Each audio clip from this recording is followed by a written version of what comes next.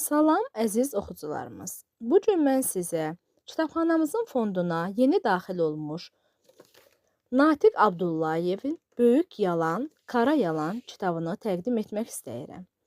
Böyük Yalan müəllifin real tarixi sənədlər və digər faktiki məlumatlar əsasında uzun illər araşdırmaları nəticəsində qələmə aldığı bədii sənədli romandır. Məlumatların film roman formasında təqdimatının baş verən hadisələrin asan qavranması və dövrün reallıqlarının olduğu kimi dərk edilməsi baxımından əhəmiyyətli olacağına inanmaq istərdik. Cərəyan edən hadisələr Azərbaycan tarixinin təxminən 1670-1830-cu illər dövrünü əhatə edir. Hadisələrin təsviri Azərbaycandan başlayaraq İstanbul və Avropa ölkələrindən keçib, Rusiyada, nəhayət yenidən Qafqazda davam edərək bir ölkənin parçalanması ilə yekunlaşır. Kitabda dövrün reallıqları, tarixi şəxslərin, gerçək insanların konkret və ümumiləşdirilmiş obrazları vasitəsilə çatdırılır.